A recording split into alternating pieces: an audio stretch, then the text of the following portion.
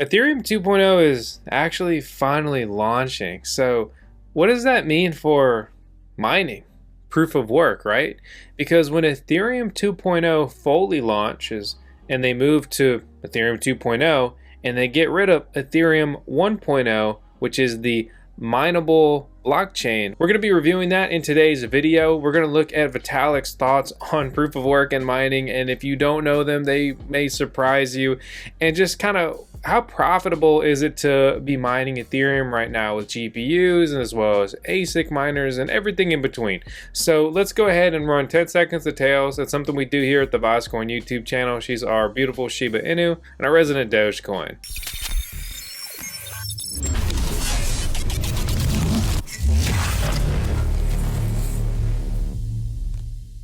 If you round up almost 4 years ago, this is little baby me on Bitcoin Talk, and I'm like, hey, I was talking to my buddy about this. When Ethereum goes to proof of stake this year, 2017, where will you turn your miners? What are you gonna do? Because, you know, I was just getting into GPU mining. I was super excited. I was like falling into this whole crypto hole. I was like, ooh, this is exciting stuff. But everyone's like, oh, dude, you're an idiot. You shouldn't mine Ethereum. It's going to proof of stake soon. Yeah, well, it's been almost 4 years, and you could have been mining Ethereum with GPUs and then eventually ASIC miners, both of them at the same time, really, that entire time. This is the new Ethereum 2.0 starter guide by ImToken, and here's the deal, just in a nutshell. The next evolution of Ethereum blockchain. The entire community has been preparing for a large-scale upgrade for many years. ETH 2.0 will improve scalability through proof of stake, a different blockchain consensus mechanism, aka replaces proof of work, aka mining, okay, and a series of other technological upgrades. There's a lot more to it, right? But here's the keynote regarding this, is that Ethereum 2.0 is set to launch on December 1st, 2020, okay?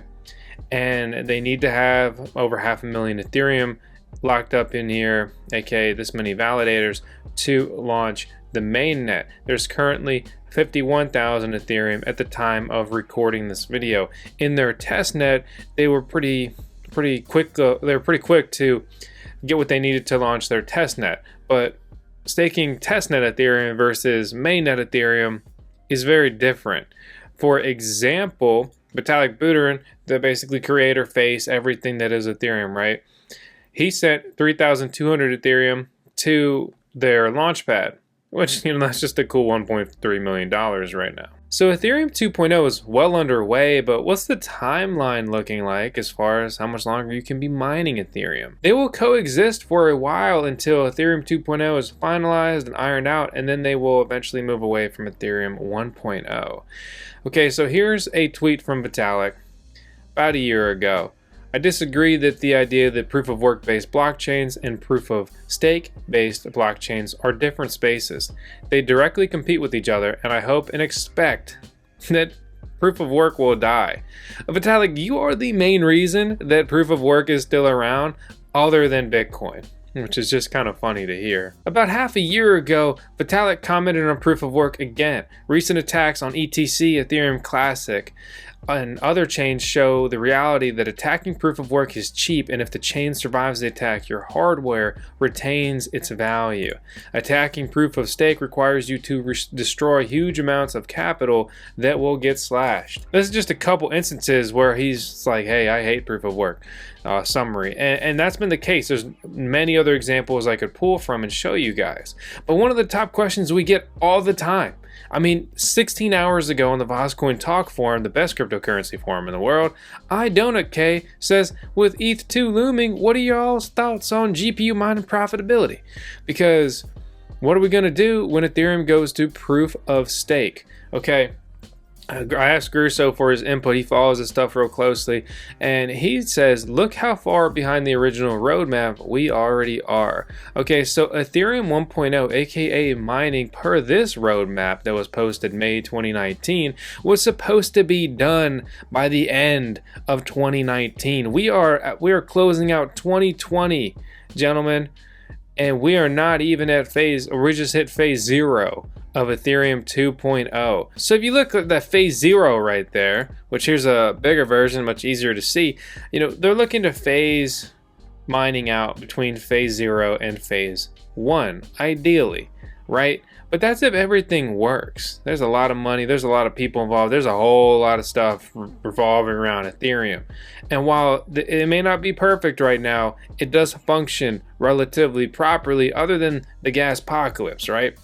So they wanted to have this proof of work gone per, this 2019 roadmap by the end of 2019. Realistically, when is proof of work going to go away? Like per this kind of projection, you take out this data. I mean, honestly, probably maybe 2023 would be like a realistic goal for them with their current trajectory. Speaking of Ethereum, how about a coin that is aiming to compete with Ethereum because they have enabled Ethereum compatible smart contracts on their platform. So they're aiming to bring DeFi to the Energy blockchain. Thanks to Energy for sponsoring today's video. They have on-chain governance, a self-funding treasury, and a powerful Layer 2 masternode network. They have pretty good staking rewards. We've talked about it a lot here on the channel, comparing, based off these metrics, 37% return versus 8% on Atom, 6% on Tezos, 4% on Tron, and only 2% on EOS. Okay, so we recently created a this was a ton of work. Okay, I'm not trying to be like whatever, but put a ton of work into this write-up in this video guide, and it shows you how I'm earning $36 daily. It's not as simple as you just set this up and boom, now you're earning $36. It does correlate how much you earn to how many of these coins you have and can stake, but it's been a very highly requested thing for us here on the channel. And if you check out this write-up in the video description below, as well as the video, I will show you how I set up my node, how you can follow all the same steps and you can earn passive income by staking Energy. They also recently launched their wrapped token, the wrapped version of Energy. And what that means is they have put Energy on the Ethereum blockchain to make it tradable. Things like Uniswap have really revolutionized the centralized exchanges with AMMs and everything. We've talked about that before on the channel. But the summary is that there's initially 1 million NRGE, and it's swapped on a 1-to-1 ratio, or backed on a 1-to-1 ratio with the Energy blockchain. And basically this allows you to trade Energy on Ethereum's blockchain as an ERC20 token, which is very cool because it makes it easier to get in and out of these coins, adding liquidity and just making it a more versatile and robust cryptocurrency. But is mining Ethereum profitable still? I mean, sure, you can mine it with GPUs, but is it worth it? Well, actually, it's the most profitable coin to mine on almost every graphics card, NVIDIA, AMD, and this has been the case, long term, pretty much every single day. Short term, there's been other good plays, but honestly, if you just set up your rigs and you mined Ethereum 3 years ago, 4 years ago, you'd be the happiest dude around. There's been no other coins long term that have, done as well. The numbers don't lie. You can review all the stats. You go down this list. Ethereum is almost on every coin per their profit projection. You buy the nicest card out right now, you're gonna make $3 a day. That's with a residential electric rate of 10 cents per kilowatt hour. You buy last gen cards, you're looking at about $1 a day. Buy cards from 2 gens ago, you're looking at like 50 cents a day, which may or may not sound like a lot of money. But to be honest, having hardware like this that earns more money than it burns in electricity, that's pretty freaking cool and a seamless way to get yourself some crypto and Ethereum, right? So this is what 9 RX 580 cards, 8 gigabytes look like mining Ethereum as far as just some of my recent mining profitability. You can see, I'll say on average, I'm getting like 0.016 Ethereum a day. And if you take the current price of Ethereum, that's about $7. So, and about half of that is going to my electric bill. So clearing, a couple bucks a day. Nothing, like, yeah, we're not buying yachts off this. Sure, but I never wanted a yacht. If you look at Ethereum ASIC miners, which are more powerful, purpose-built machines that just mine the ETH mining algorithm, which is Ethereum's mining algorithm. They're extremely profitable. Okay, we're talking $12 a day. And you're like, well, what's the electric rate associated with that? That's with a very high electric rate of 12 cents. Let's say you're a mining farm with an average mining farm electric rate of 5 cents. This thing's pulling over $16 a day after the electric bill. Over 17 bucks before you pay the electric bill, okay?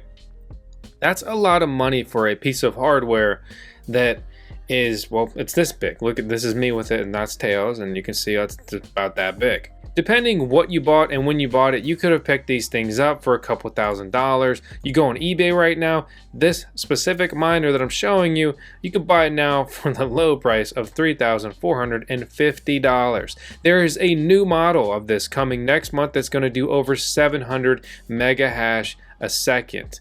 Okay, these are profitable devices. You even have these ancient Panda miners, which are terrible miners that were reviewed years ago. The Panda miner could not be much louder. And again, keep in mind that Ethereum has recently gone up in price, which is playing a big factor in this mining profitability. But they still make $3 a day in this hardware. This shows this date, but they're actually a year older than these dates show. So this stuff's 3 years old, and it's still making this much money. You could have been mining Ethereum the whole way, right? And you could have held the coin for better and worse, and you'd be sitting pretty. I could talk about Ethereum and mining all freaking day. I love this stuff. But to answer the simple question here is just that Ethereum mining is not going away anytime soon. Realistically, we're looking at a couple years. Most likely, like 3 years. Ethereum it's colossal now. Okay, it's a beast. It's a slow-moving beast. A lot of stuff going on. They can't afford to just break and ruin their chain. That's not an option. Okay, so they got to test things a million times, a million different ways, and that's okay, because if you're mining Ethereum, you can keep doing it. But keep in mind that Ethereum absolutely 100% aims to move away from mining. So it is a risky venture to build or buy Ethereum mining rigs. However, it's not like it's going away next month. It's probably not even going away next year. And you're like, well, when it goes away, I can mine other stuff. Yeah, that's true. You can do that. Especially if you use GPUs, graphics cards, right? So is everyone else. Okay? When Ethereum is no longer mineable, it's not going to be profitable to GPU mine anything unless a behemoth takes that massive gap that it's going to leave. Okay? Simple as that.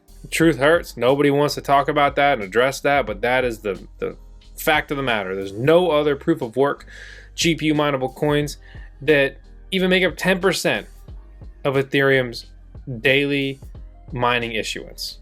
Okay, there's no single coin that makes even 10%. You combine them all, maybe like 20% max. If you reduced your GPU mining profitability by 80%, would it still be worth it to you? If the answer is yes, then that's fine. If the answer is no, then you should be watching Ethereum pretty closely. So as always, I hope you guys enjoyed today's video. If you did, please make sure to subscribe to the VoskCoin YouTube channel. We talk everything crypto, and you know we love mining. Hit the thumbs up and leave a comment below and let me know your thoughts on Ethereum and mining.